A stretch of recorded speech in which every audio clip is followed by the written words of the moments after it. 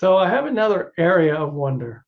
I sort of divided up the classes into different areas of wonder just to give me something to focus on. This topic is so huge, just touches everything. But the one today I'd like to talk about is the course of life, kind of what we go through in the course of life.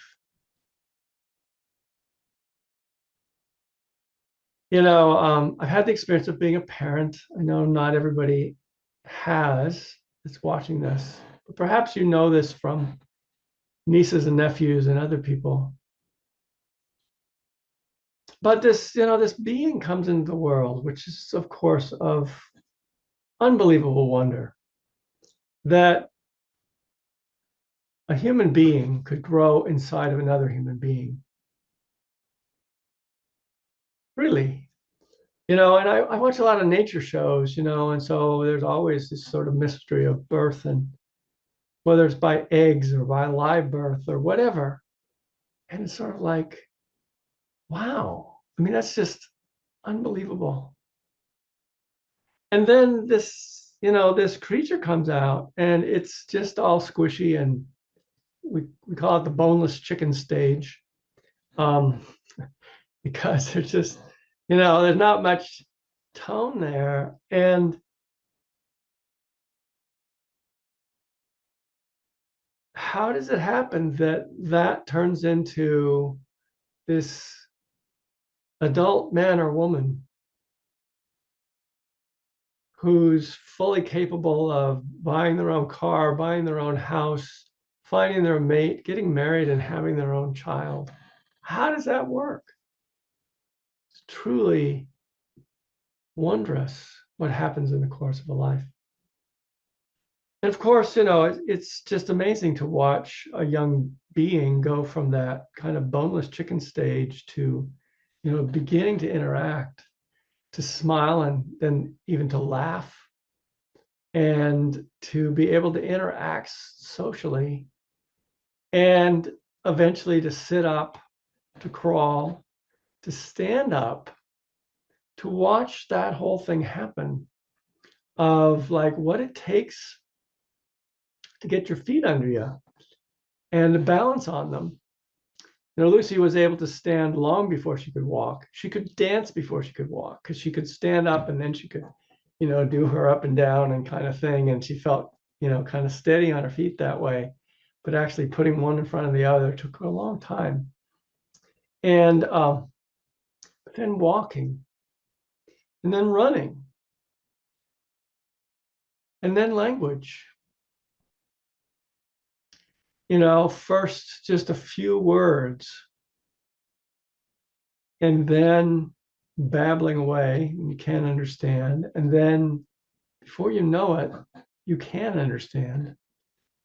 And this little being has all sorts of things to say,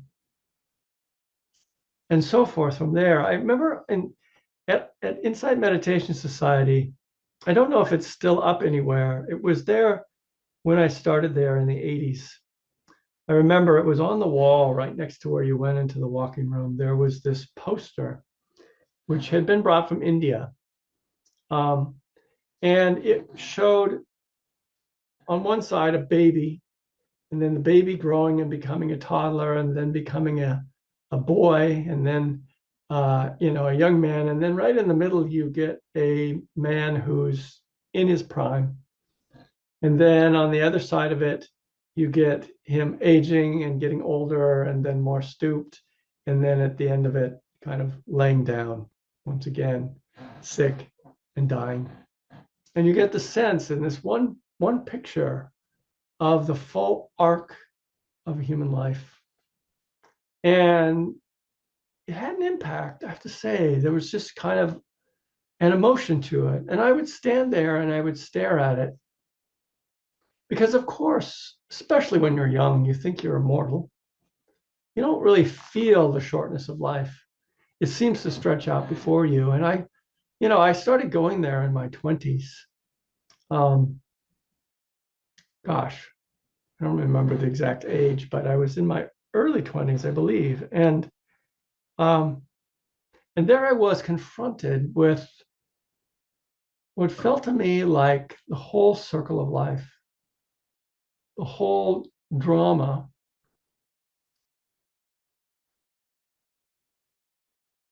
And it seemed as a young man, like the whole point is to like educate yourself and get to where you're really able to like do what you could do in the world and show what you could do. And this poster showed the other side of it, which kind of rubbed it in my face a little bit. Like there's this other arc to life, which is losing your capacities, growing older. And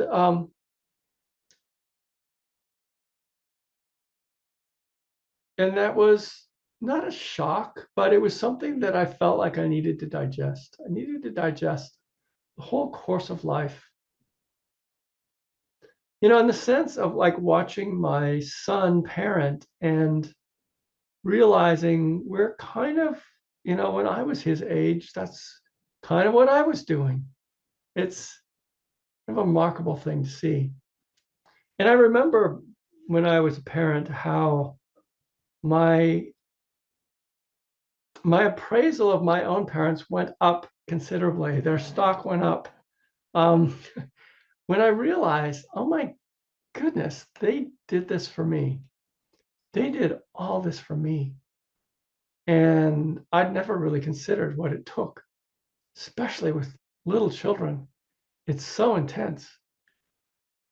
And also, when I became a parent, I realized how much knowledge about being a parent was already in me, which I assumed had come from them. I assumed that I had absorbed it from them. And I didn't know. I didn't know how much was there. So it's a wonder to me. It's a wonder to me, this sort of change. And I know it's going to be grandchildren that are growing older and me growing older and wondering how much of their life I will actually witness. I don't know. I don't know how much I'll get.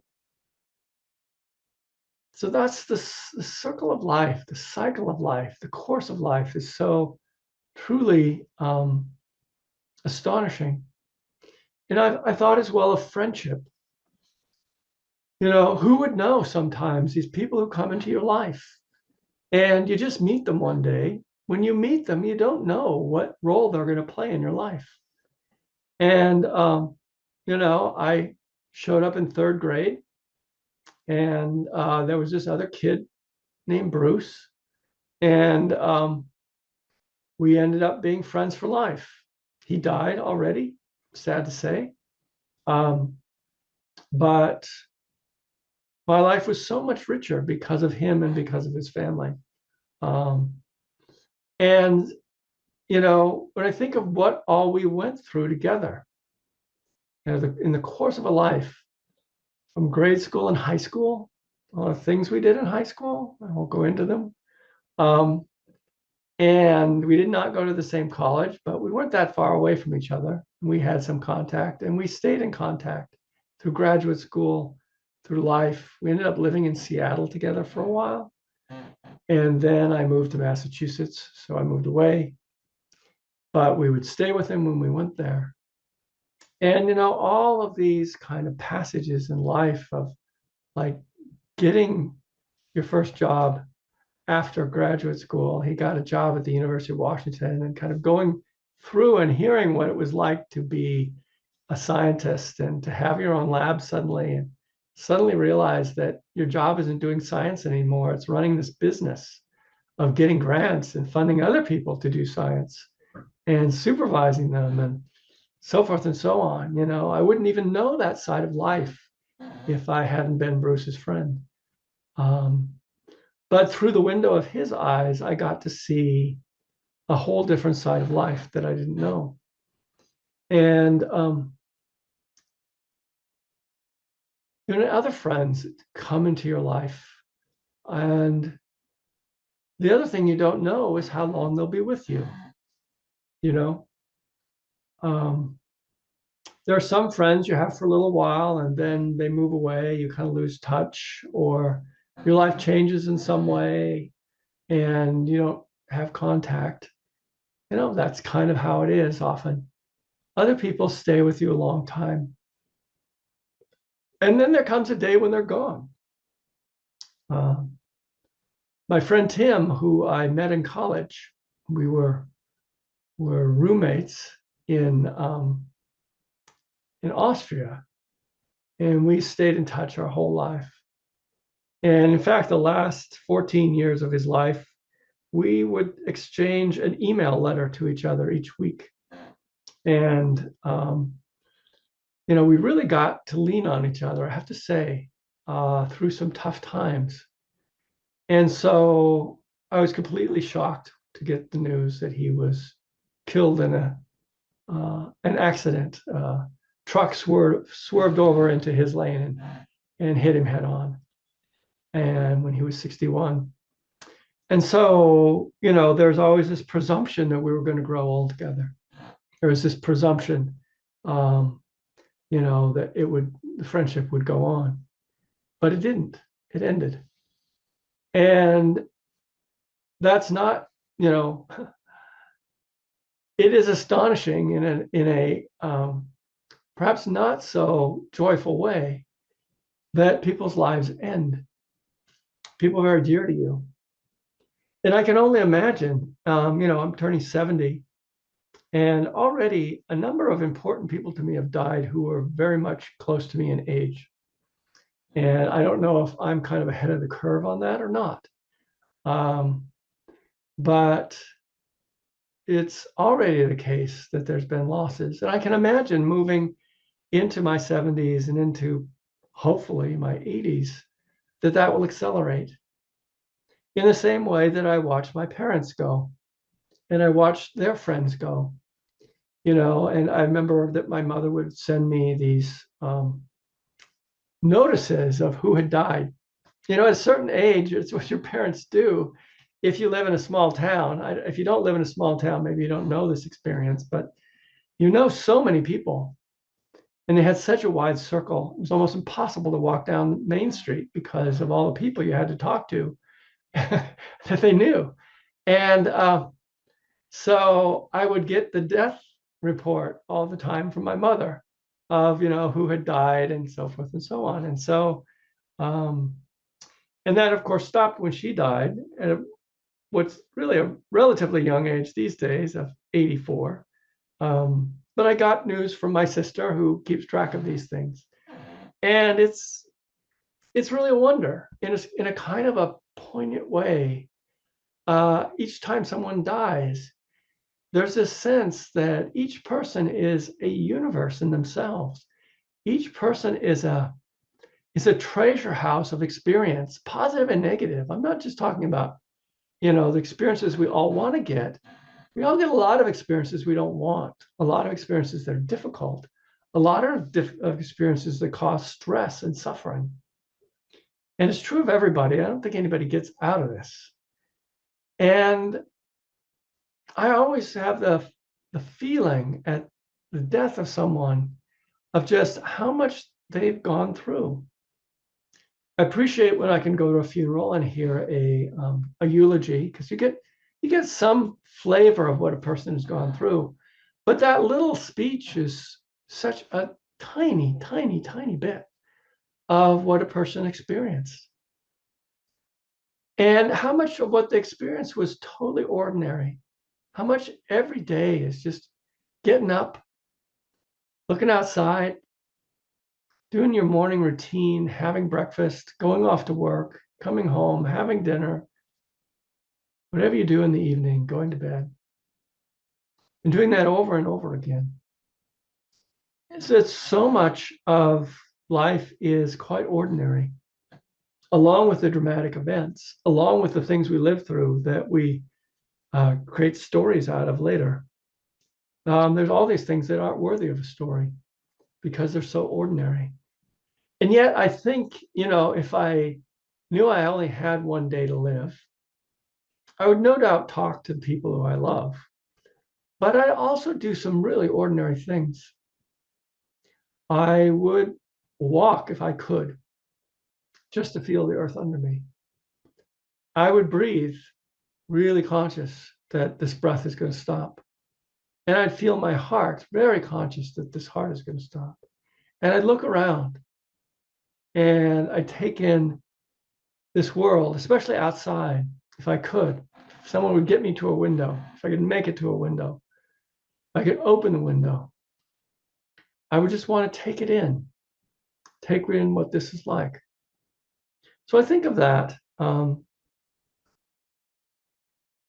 think of that when anyone dies. It's like, what have they gone through? What in the course of their life have they experienced? You know, every life is probably worth a lot of stories. Most people don't tell them. Most people don't write them down. But every life has so many stories. And it's so rich. And it doesn't really matter. Some of the things that we think matter don't matter, like wealth or poverty, in the sense that, well, yes, life is a whole lot more comfortable if you're wealthy and you have a lot more opportunities. But who am I to say that somebody who lives a very simple life has less of a life than someone like me? I don't really know that I can say that. Unless you're actually living a life, you don't know what's really in it. So those were the thoughts that I had just about the course of a life. And the weird nature of time. Speaking of which, I know we're over our time, so I'm going to stop here.